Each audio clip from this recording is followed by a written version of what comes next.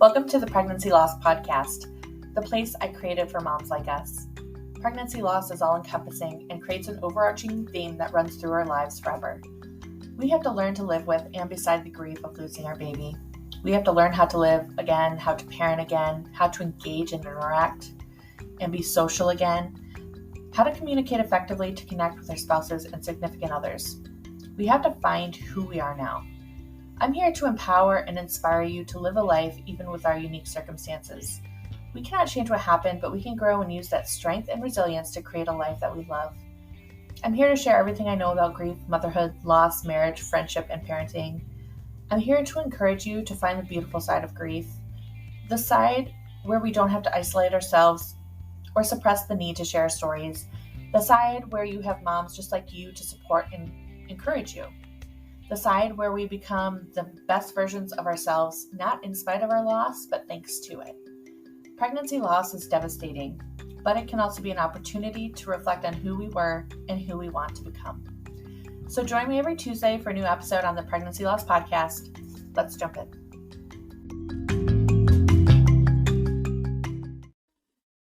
Hi, Gina. Thank you so much for being here today. Welcome to the Pregnancy Loss and Motherhood Podcast. Gina is our guest today, and I'm so excited. We have been trying to connect for a while, and then my family got sick, like everybody knows. I tell everybody what's going on in my life here, but if you want to introduce yourself, let us know who you are, what you do. Oh, absolutely. And Valen, thank you for having me today. Very excited. I really enjoyed our pre-show conversations and very excited to talk to you today. So just so your audience knows, I'm a mom of three. I have a 19-year-old daughter, a 15-year-old daughter, and then my little man is 9. And I live in Michigan, and I have been married 21 years. I have also been an attorney specializing in childbirth cases for 21 years. And just so your audience understands what a childbirth case is, these are cases involving the birth of a baby when something goes wrong and baby's not born healthy. Sometimes baby may pass or mom may pass away during childbirth. As the attorney, I come in and I find out what happened, what went wrong, why, and most important question, what should have been done so baby was born healthy or mom around to raise, her baby. So listen, I'm not a medical professional at all. I've been starting to say that on podcasts. I am kind of jealous of the medical professionals because the ones who deliver babies, because they get to see the good, some bad. They get to see the good, as the lawyer looking at the bad, and literally they take years analyzing these mistakes, So I've done that, 21 years, but I was 19 years deep into the field. My niece was pregnant with the first baby of our next generation, and she had a pretty rough, gonna make it or not. So that event stopped me and took me out of my legal head. And basically, so that day when my niece went into labor, I was 1,100 miles from her that day. And I started to think of my kids and, what if I was 1,100 miles from them when they went to go give birth to my grandkids? Because I'll tell you how I would prepare my family for childbirth is completely different than how another family would prepare for childbirth because of what I have seen over these years. So I started to basically write down everything that I was seeing in these cases that we can learn from. There's, chapter 1 are the lessons from the baby case. The lesson we're learning from the past to prevent it from happening in the future. So I just created this book, which started for my kids. So I could have healthy grandkids. And as I started to write the book, I'm like, wait a minute, this is information that families really across the world could use to help them have a healthy baby. So June 2023, I published my book, and now I'm hanging out with you on a Sunday. It's amazing. I have her book here. Even I haven't finished it yet, but just going through the table of contents, I'm like, I've had 5 children and I still don't know half of this information. Yeah. And that's insane. Okay. I know I feel like I heard you talking about, we always prepare for the birth plan and, we all these seemingly, they're not important, but they're less important than knowing like how to make sure your doctors are good, like being comfortable with your doctors, picking a good hospital, all these things, like where you're going to give birth to your baby and where all the seemingly bad things can happen. Like we don't talk about that. And it drives me crazy. Like as a pregnancy loss educator, like nobody tells you your baby can die when you're pregnant. Like there's that, you know, they don't want to scare you. I get that. But having like all the information, like even if it's a pamphlet, so, you know, if they're going through their file or their folder and they're like, oh, wow, I didn't know this was, you know, a possibility. But we don't have that. And I feel like this book gives that, but not in a scary way. I feel like it's very, because you're also a mom. So it's very, like I'm able to read it and it's very easy read. Like I can understand it, which is great because you don't use like all the doctor jargon and like words that we don't understand, and things. So I really appreciate that part of it. Oh, thank you. Yeah. What was your favorite part about this? Like as a childbirth attorney, like. I love that question. You know what? I've been on so many shows, I get all these questions, but you know what? No one's asked me my favorite part of the book. So I think the favorite part of the book, and this is really what makes the book stand out, especially against, you know, well, the whole book is very different than an ordinary, you know, pregnancy book by far. This is not something you're gonna, you know, read anywhere else. But no, I think one chapter that I spent a lot of time on, like an insane amount of time probably, is chapter 11. And these are the common facts and the common issues in the legal baby cases. So listen, while I may identify these problems, I tell you basically what you need to know or do to make sure that these mistakes or complications don't happen during the birth of your baby. So, because my book is definitely about, or back up, my book is not about what can go wrong, but making sure that it does, you know, in fact, go right. Yeah. I spent a lot of time going back through the cases and just, you know, going back through and like, okay, what is standing out? What is not? I mean, there's a couple basic ones in there that I've known since like I started in this field 21 years ago. For instance, Pitocin. Pitocin is the drug used to induce mom's labor. That is in most of my baby cases. Okay. So that's an important, like if you're pregnant or you're considering an induction, personally, I think if you're pregnant, you need to understand what that drug is. Yeah. And because, you know, the introduction to the book, when we talk about my niece's story, she was 38 weeks. She wasn't in labor.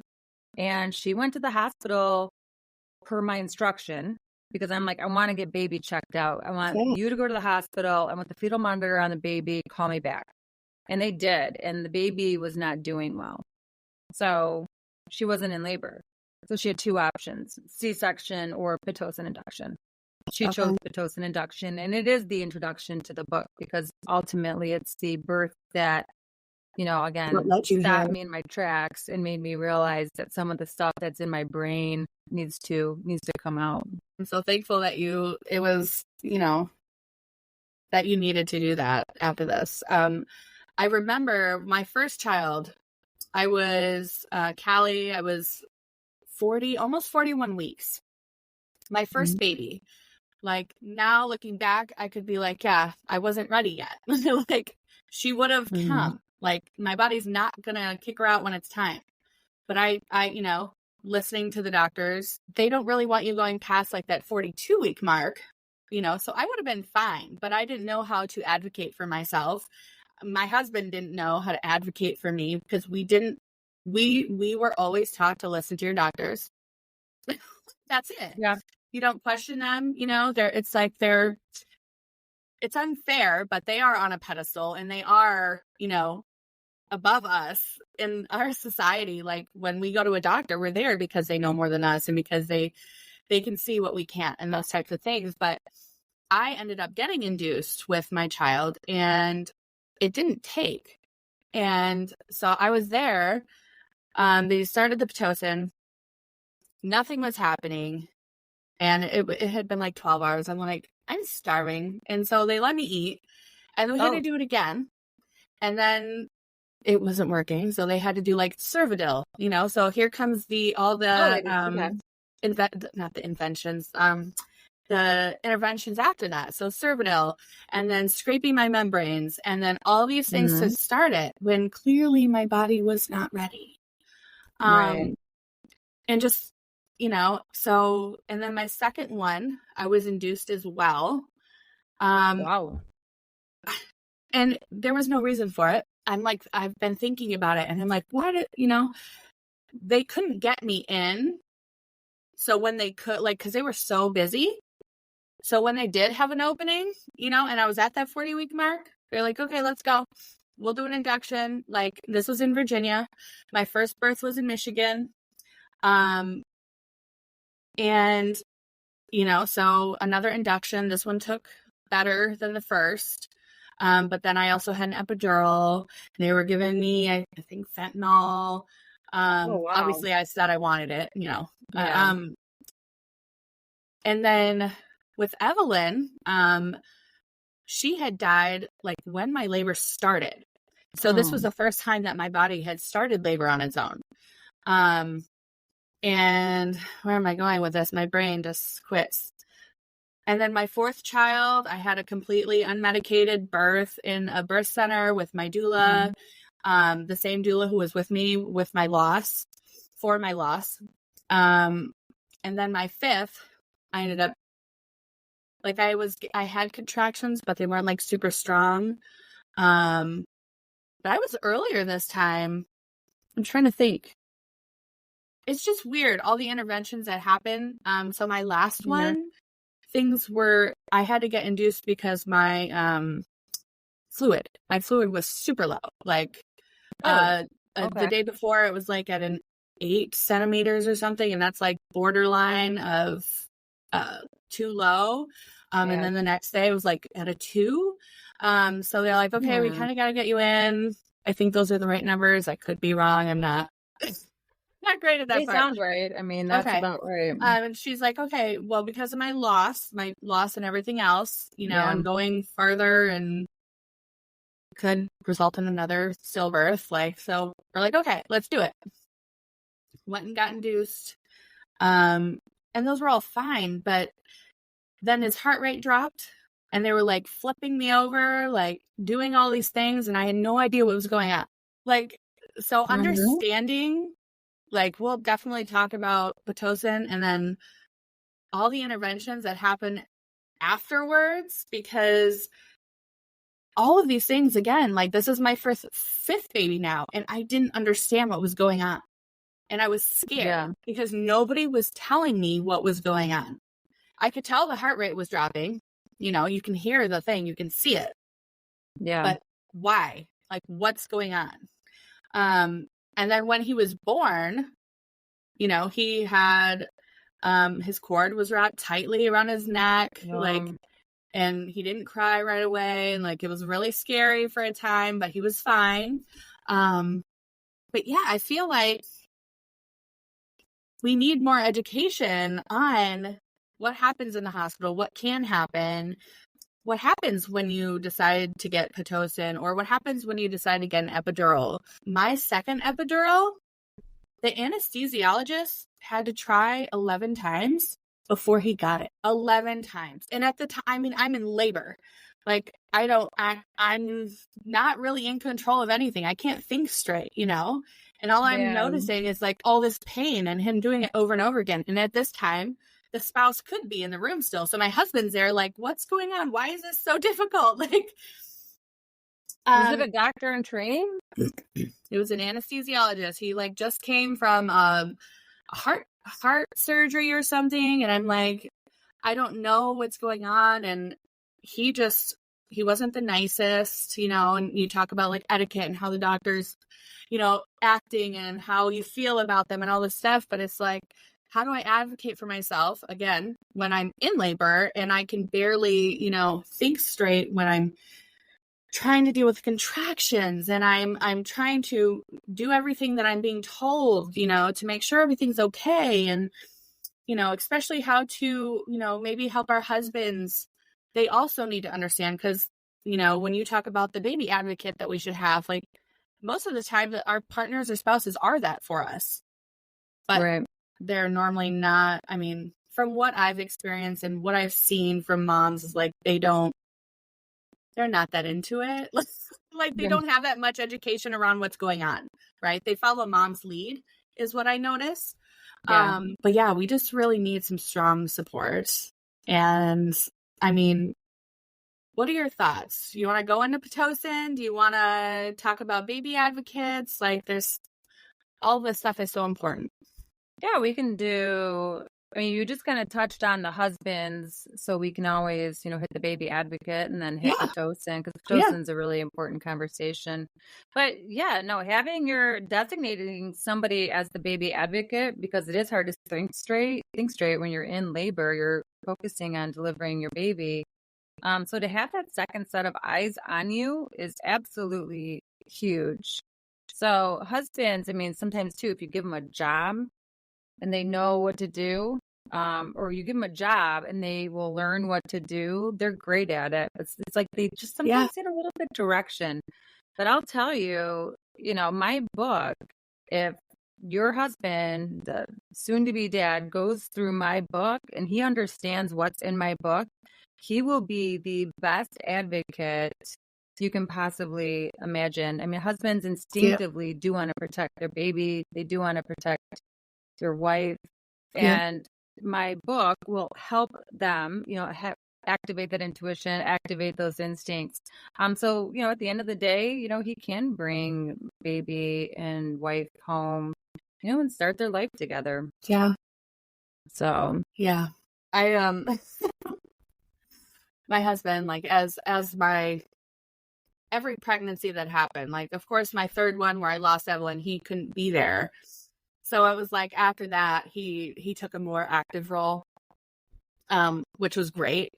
But I don't want moms to have to go through a terrible thing, before they have somebody helping them advocate. So yeah, that's amazing. Well, if you know certain things too, I mean, there's just so, one of the biggest lessons from the childbirth cases is basically you got to learn about childbirth in order to make those, really good decisions, because the families in the cases, it's just devastating. Oftentimes they are just one decision or minutes from a healthy baby.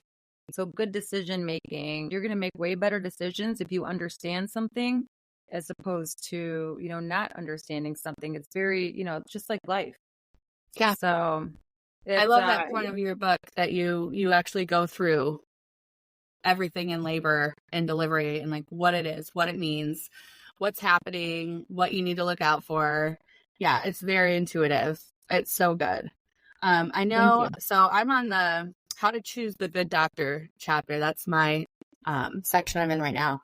And I did I think I did a live or a podcast episode on how to choose your OB or your midwife, and I definitely touched on like intuitively, like how you feel about them, how you connect with them, how you feel. Like, I know a lot of us after loss tend to, obviously go two ways. It's not stay with a provider or find another one. And initially I stayed in the practice because it was one of the biggest in the area.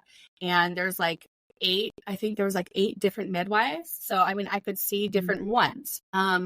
But it was also one of these practices where they make you see everybody just in case when you go in labor, you've at least met with them one time. So you kind of have a, feeling for them in labor, because you can't choose really who is going to be there on call when you have a baby.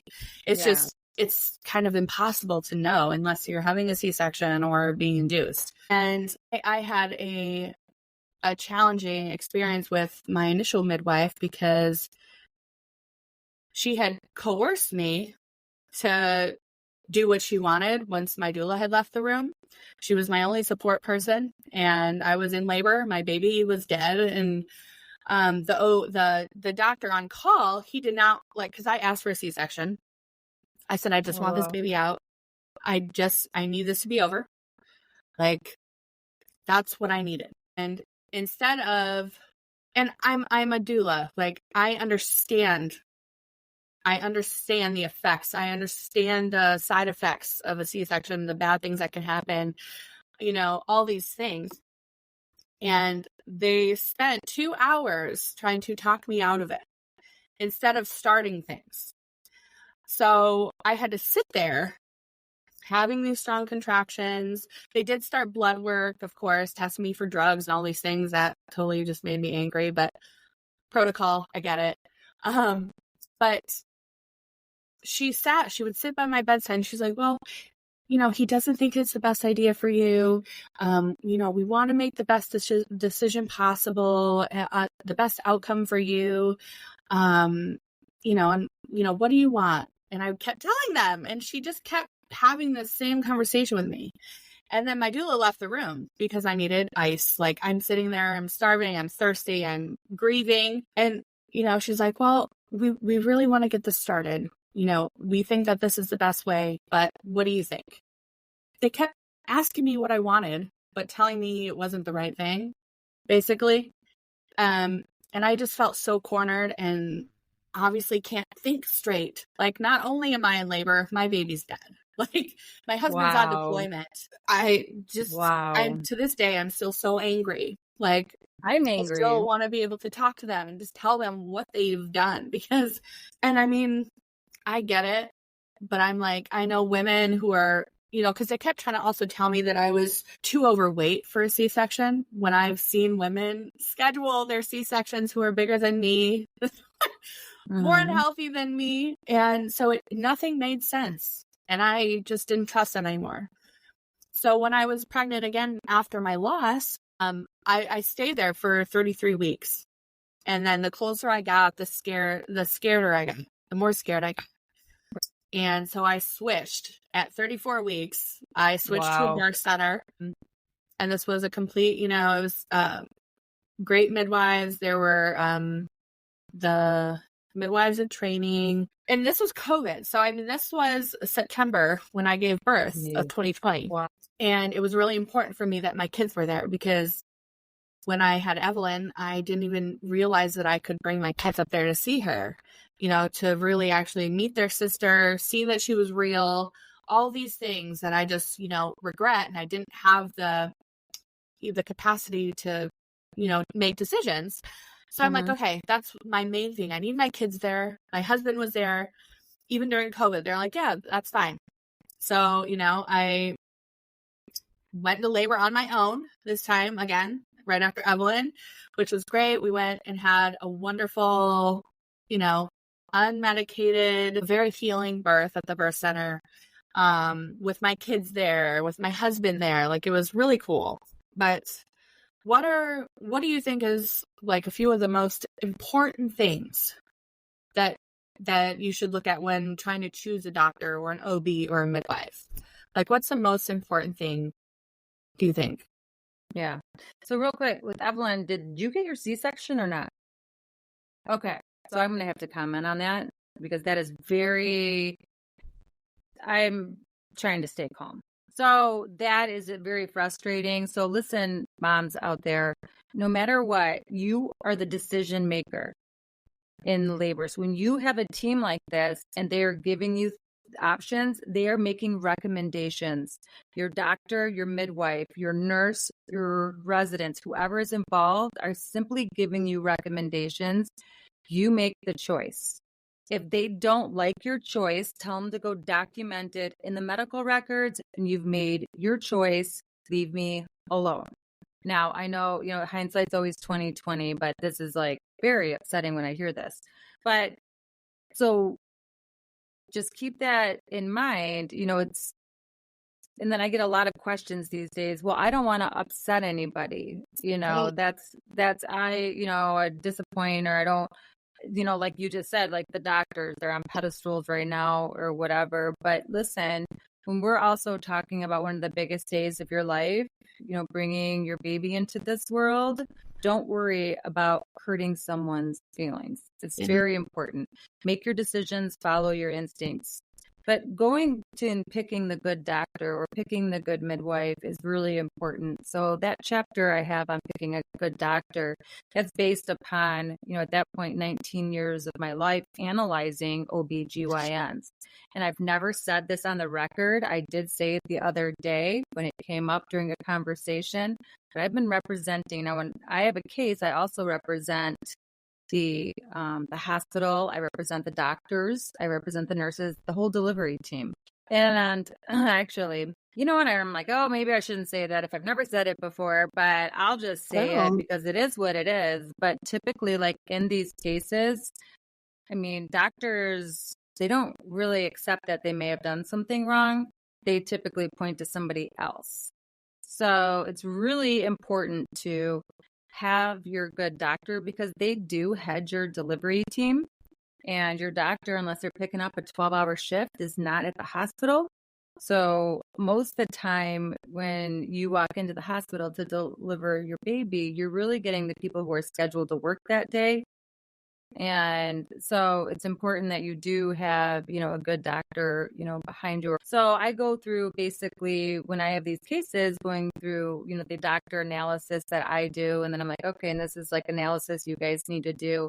But just starting with it's so basic, but you have to follow it. I think that when you're pregnant, at least me, I mean, my instincts and intuition were like on overdrive because I was in mama bear mode where I want to protect my baby. I didn't always follow my instincts and intuition, but I wish I would have now, years later. But anyway, more importantly, follow your instincts, follow your intuition. Just because if somebody recommends a doctor and they're like, oh, they delivered my baby and it was an amazing experience, that does not mean anything. Listen, here's another thing, and I go through this in that chapter of my book, that, a good reputation does not equate to good care. So to keep that in mind, but also different doctors have different opinions. When I first got into this field, I was so overly confused because I would meet with one doctor, he tells me something, and another doctor tells me another thing. I mean, doctors do not agree on anything. I mean, it's absolutely crazy. So, if you pick a doctor and you're not getting that warm, fuzzy feeling, you feel like your doctor is short with you, doctor says a couple things and you're like, hi there, red flag, then go look at a different doctor, because I'm sure there's a doctor out there that will align more with how you think, that you will be more comfortable with. And that's the doctor you want, on your side, one that you're super comfortable with. Especially, again, they're really managing your labor from not within the hospital. Usually that's the nurse, the midwife, they're the direct patient care. So having the good doctor, but listen, the other big important thing is communication skills. Your doctor really needs to have good communication skills. And I can tell you, if you don't like the way your doctor communicates with you, if his answers are really short, you feel like you're more burdensome than anything, that, again, red flag. And you've got to remember how he or she communicates with you is likely how he or she then communicates with your delivery team. So if there's a concern or something during labor and delivery, what happens is the nurse or the midwife, maybe a resident, will call your doctor and they have a discussion about your labor and, in the different recommendations and whatnot.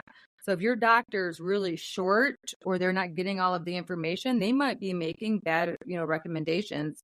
And that's in fact what's happened, in these cases.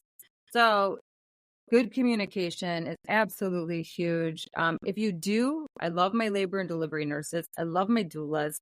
If you do have access to a doula that delivers babies, at the hospital where you're looking at, or, a labor and delivery nurse or something like that, they always have the inside scoop on who are the good and bad doctors. Yeah, they do. They can definitely tell you too how they take care of their patients. There's always special nurses at most of the hospitals that they're like, yes, she will take care of you. There's a lot of moms I see in my mom groups that are like, I need somebody who, is trauma informed and can, have great bedside manner and just understand that I just went through loss and like all these things. And yeah, it's going to take more than seeing one doctor to figure out if it's the right fit. And I think a lot of us, like me in my beginning, having babies, like I just went with whoever I was, my insurance told me to go see. Like, they write the PCP on the card and that's it. That's, or they give you a referral and they're like, here you go, this is the practice you're going to see. But that's not who you have to have. That there's not just one person for you to see. And that's one thing I wish I knew going into just childbirth in general. Well, let me say something about that. If your insurance is making that recommendation, or they're like, hey, go to this doctor first or whatever. So in that chapter, towards the end, I have a list of 20 questions that basically in every single case, I ask a doctor to find out if it's, help me figure out, is this a good doctor or a bad doctor?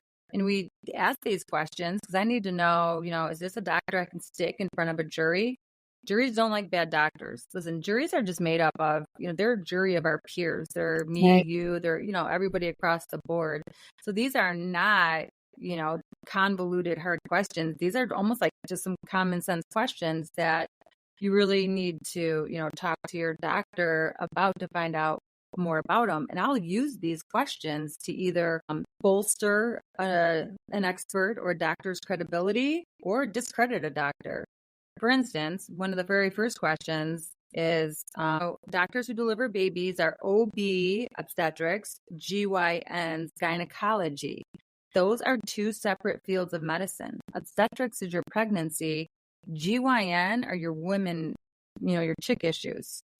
GYN is more 9 to 5. So especially as doctors get older, they like the GYN because when you're doing obstetrics, those are hard schedules. Those are nights. Those are weekends and whatnot. But when you're talking to your doctor, you want to find out what percentage of your practice is obstetrics, delivering babies, and what percentage is GYN, gynecology. And you want a doctor who the majority of the time, they're delivering babies. They're going to be in the trenches every day. They're going to be at the hospital a lot. They're going to have an idea of who is on your delivery team. They're going to have hopefully it's a good doctor. They have a good relationship with them. They're going to know who on the delivery team they can trust, who they can't trust, and, and whatnot. So it's important that, you ask and find that out. So like for a jury trial, if I have a doctor who is commenting on a labor and delivery, but he just delivers 2 babies a year or 3 babies a year, I'm going to pull that. If I want to discredit him, I'm going to be like, that's great that you want to talk about this labor and delivery, but let me get this straight. You only deliver 2 to 3 babies a year. Isn't that correct? Yes. Okay. Good luck in front of a jury, doctor. Yeah. If you're going to comment on labor and delivery, but same thing, just pushing over now to yours. You want the doctors who's in the trenches, who's used to being called in to come, basically doctors are called to come in and catch the baby. Right. They may come in to check on you. But, you want to find out, okay, so if you're at home doctor, how far are you away from the hospital? And do you have rush hour where you are? Yeah, because if you do, that it can delay doctor getting there. So, there's a lot of different questions that are, important that we use in these cases that really every parent should be using as they figure out if this is a good doctor that they want, heading their delivery team. And remember, your delivery team is responsible for bringing your baby safely into this world. In the legal baby cases, it is their care that is at issue and analyzed more than any other aspect of the case. So having that good doctor to head that team is huge. Yeah. I didn't even the distinction of the OBGYN, because it's always just in one acronym. Like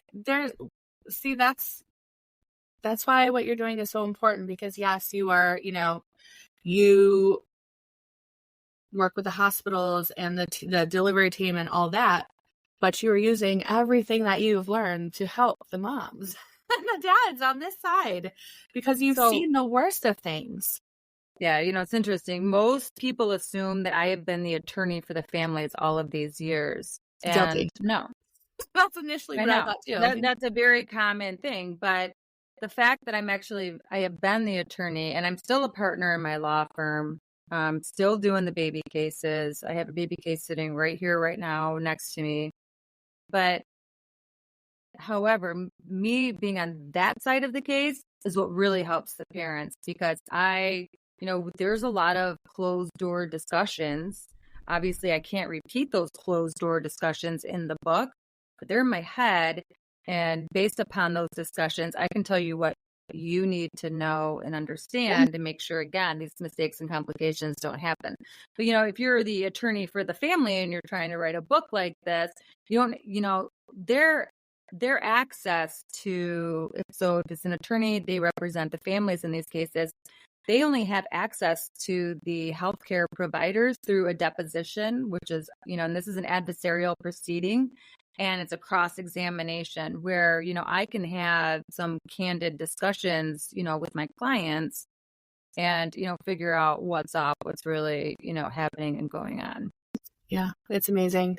Well, what you've created, though, it's not just a book, it's a tool.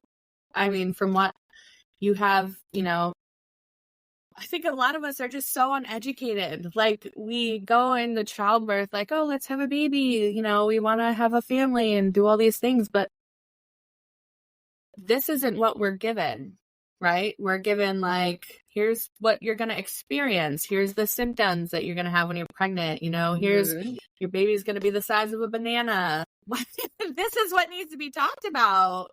Yeah. Like I said, I'm not even halfway through the book and I'm already like, oh my God, if I would have known, if I would have understood, like, I can question my doctor. I can question like my team that's going to be there. Like, this is my body. I don't have to, I wish I could have stuck up for myself when, with Evelyn, because it's not only did they take my choice away, they made me sit in labor for 10 more hours and coming in and out, like, because I asked to be drugged. I'm like, I'm not going through this, and luckily it was like shift change. So there's another reason he probably didn't want to do a C-section.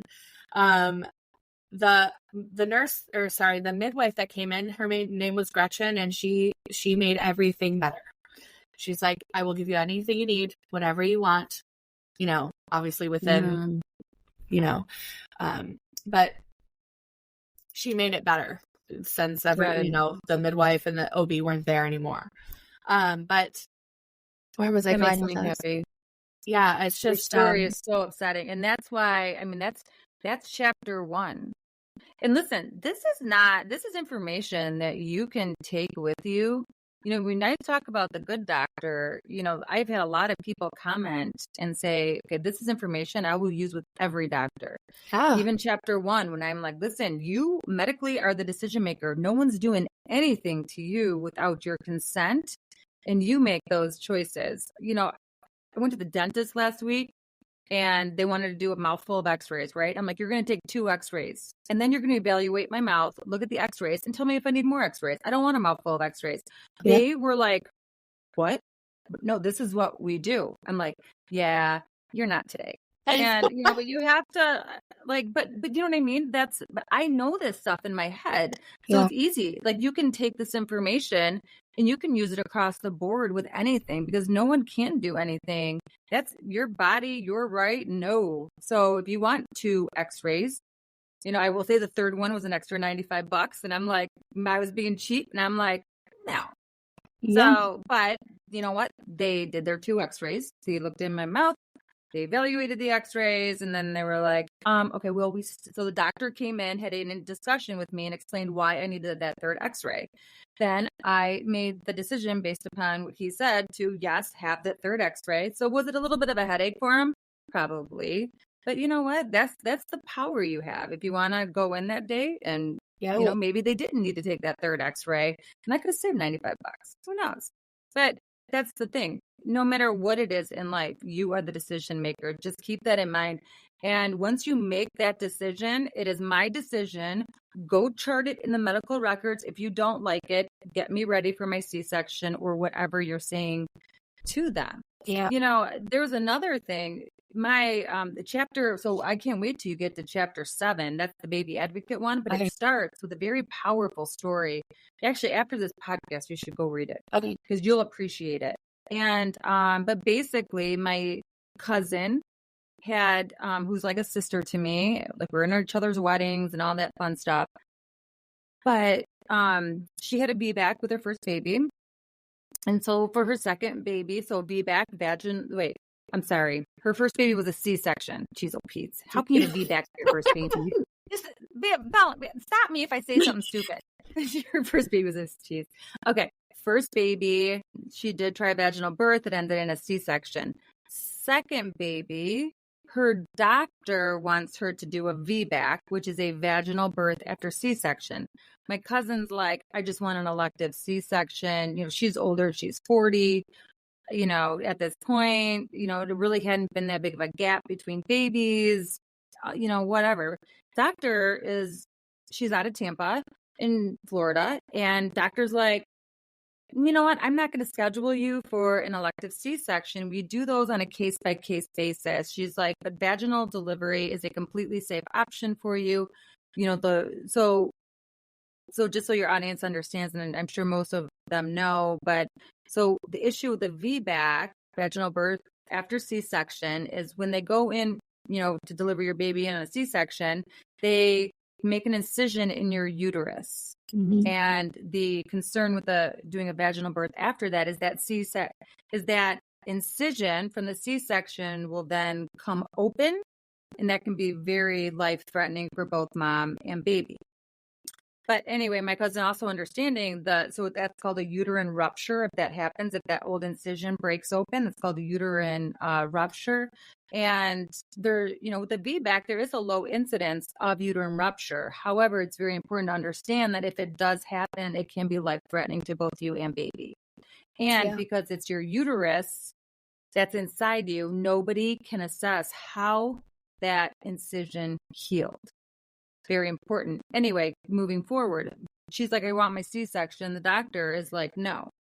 And we're not going to schedule you for one. So 35 weeks. So my cousin had called me during this time, and I'm like, you can have a C-section or get a new doctor or whatever. But she went in early. Her water broke at 35 weeks.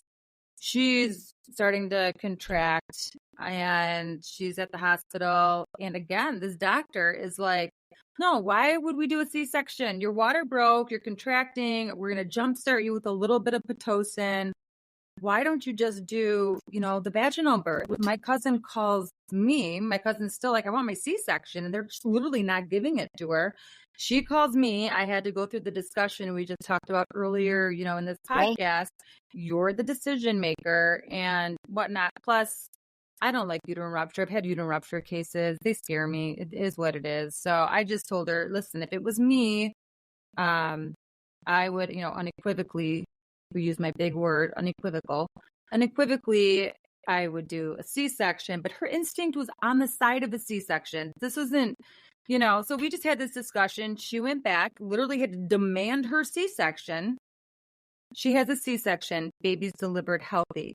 After the C-section, the doctor came up to her and told her something we will never, ever forget. When she opened the abdomen then to deliver the baby during the C-section, the uterus where the old incision was paper thin, and the baby's hair was poking out of the incision.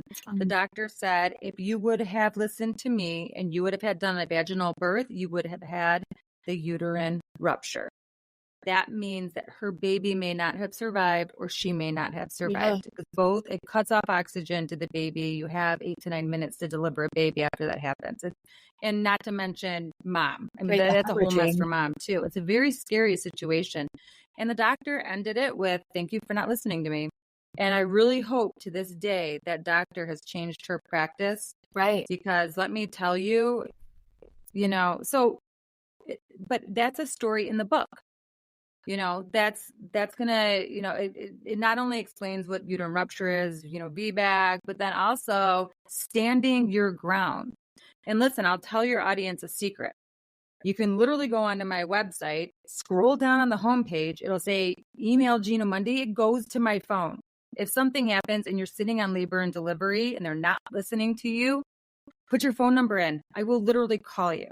So it doesn't matter. I'm here to, help families and, make sure that, they have a healthy baby and avoid complications, that people are listening to them. Because I will tell you, the hardest part of my job by far, and I've always struggled with it as a mom, a wife, a human, is when I have to sit down with the families and talk about the day their baby was born or the day they lost their wife, the day they lost their baby. It's always been very difficult. So, it's part of my decision to, instead of getting involved in the aftermath of something going wrong, trying to get involved before childbirth in any way I can to help parents. Amazing. I'm so glad. I think too, that's another, she might not have known consciously why she wanted to have that C-section but intuitively something was telling her that that's what needed to happen. Mm-hmm. And so for her to stick to it, and not be swayed and have you by her side, right? That's fine. I'm calling you. Yeah. You're going to be in trouble. Well, actually, you know what? Actually, Valen, you know what? This is in the book. So what happened is, I called her. I'm like, I got to include your story in the book. So we go through the story, we go through the conversations, I got this all right or whatever. But then we ended, talking about it. And then I asked her real quick and I'm like, wait a minute, if you didn't have me to call, would you have tried a vaginal birth? And she said, yes.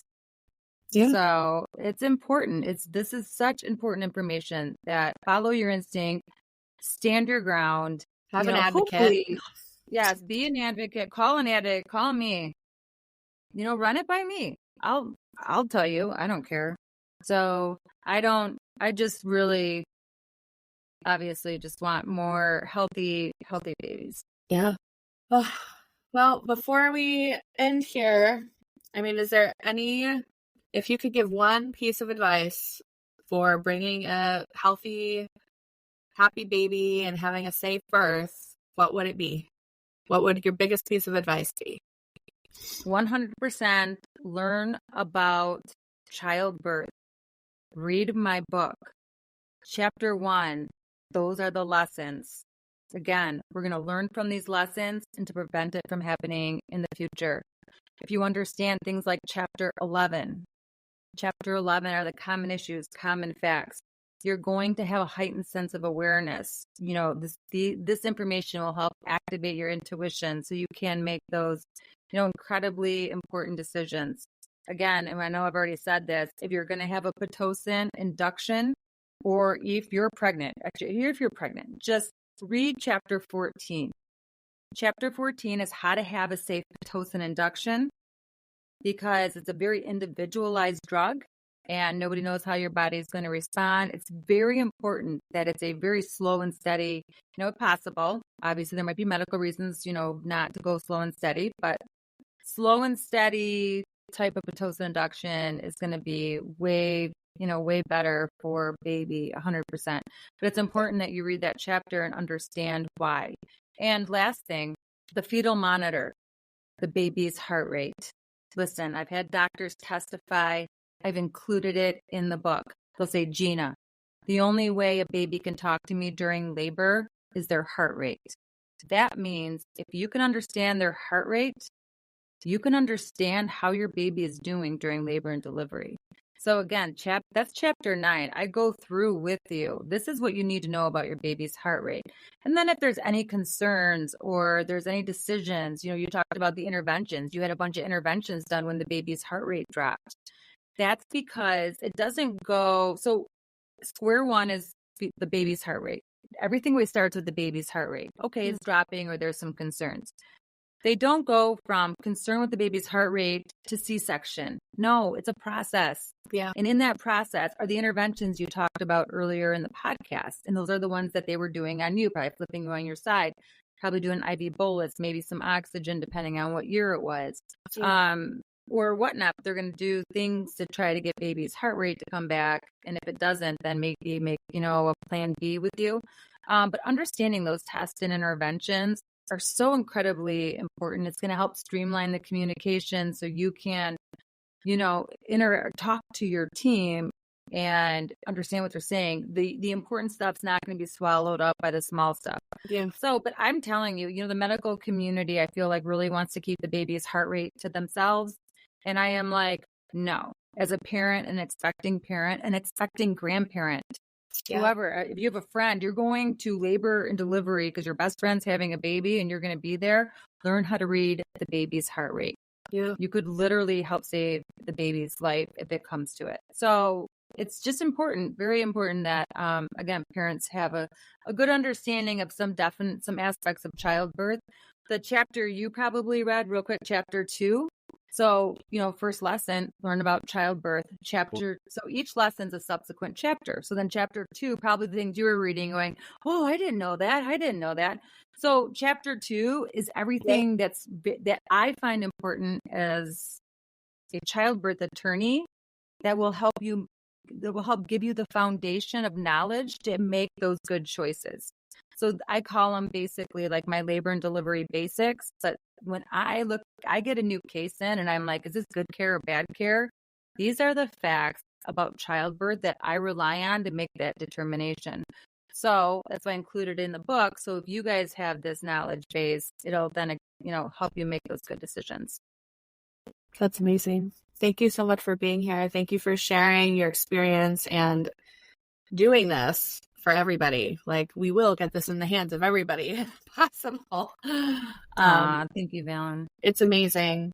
I appreciate you so much. You're definitely making a difference in what you do. And I think we're probably going to have a part 2 if you want, so we can talk about those other things. I know we didn't really get to the fetal monitoring and the Pitocin, but thank you so much. You're very welcome. And just so you know, I was thinking part 2 in my head, and then you said part 2. Good. So we're both on the same wavelength there, and we're both on the same page. So we'll definitely have a part 2. Okay, wonderful. Thank you so much. It was so good to see you. Same.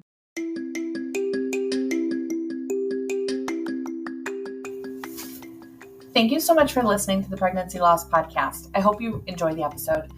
I created a guide on 20 ways to celebrate your angel baby. It gives you 20 amazing ways to celebrate their birthdays or ways to just remember them on any given day. If you want to download it, head over to valenweb.com/resources and click the link. I hope you guys have a great week. See you next time.